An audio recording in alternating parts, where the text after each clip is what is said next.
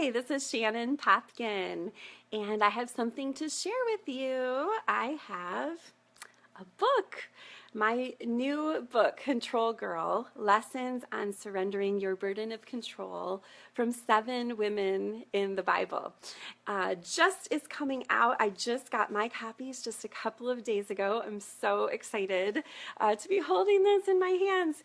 Yay, and I will put a link on this underneath here to let you know how you can get your own copy. So excited to share this book with you, and I thought I would just share a little bit about the book in case you're considering it for yourself or for a group that you are part of, maybe for your church group. You could consider sharing this video also to them so that they can hear about the book. So let me tell you a little bit about Control Girl. I think that control issues are really easy to spot in other people. I think it's a little bit harder, a little bit more difficult to spot them in ourselves. I certainly did not realize that I had as many control issues as I did. It was probably about 10 years into my marriage before I realized, like, oh my goodness, I am really, really controlling. I'll just give you one little example.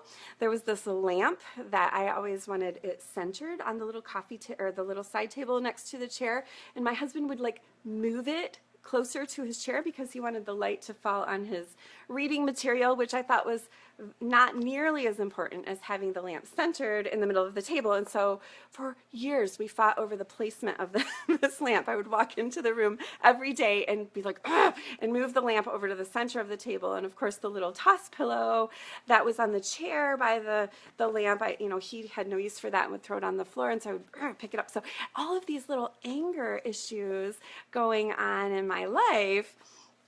And I did not realize that the core problem was control until God started opening my eyes, like, oh my goodness, I am trying to control every little thing from the lamp and the pillow to the bigger things in life also.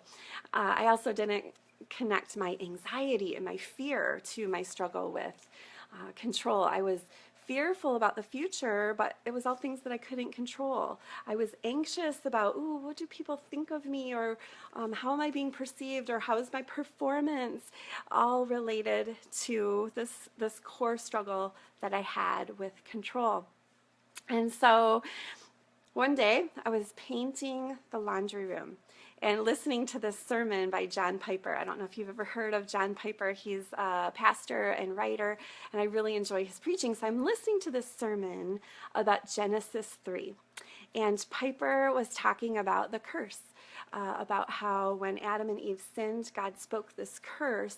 And he particularly talked about this little phrase that God spoke over Eve. He said, your desire will be for your husband. God said this to Eve, and Piper was explaining that this desire, it's a desire for control, a desire to dominate, to overpower him. And I just stood there stunned with the paintbrush in my hand on the side of standing on the ladder, realizing like, oh my goodness, this is my problem. Oh my word. I am cursed with this desire to have control, to be in control, to control everyone else, to control my own life.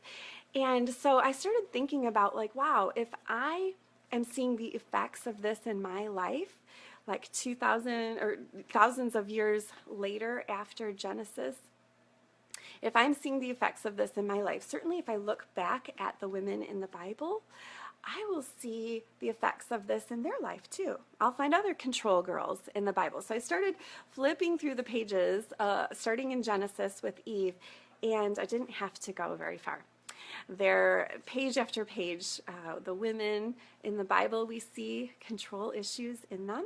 And so I studied 7 control girls of the Bible, and that ultimately is what this book is about. I studied the lives of Eve, Sarah, Hagar, Rebecca, Rachel, Leah, and Miriam. And these 7 women, here's what I found. As I looked into their lives, as I watched them struggling, they tried to take control in just the same way that I do.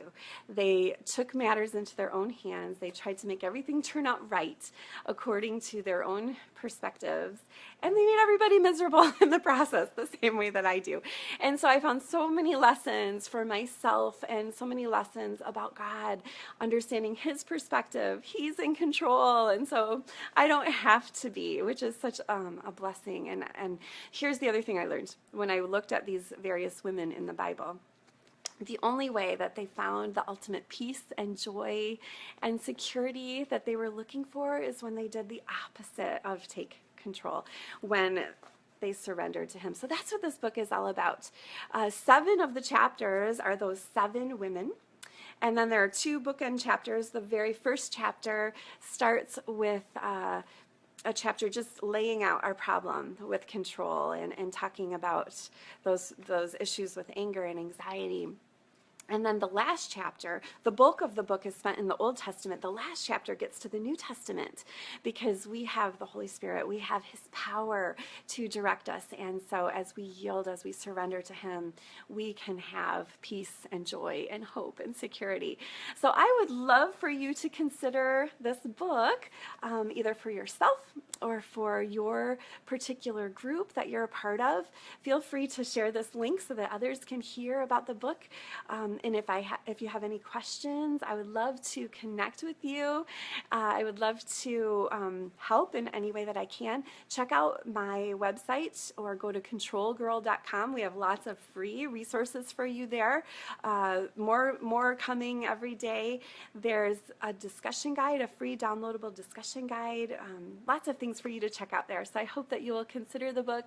Thank you so much for listening. Let me know how I can serve your group as a speaker, as a friend, anything that I can do to help you. I would love to connect with you. Thanks so much.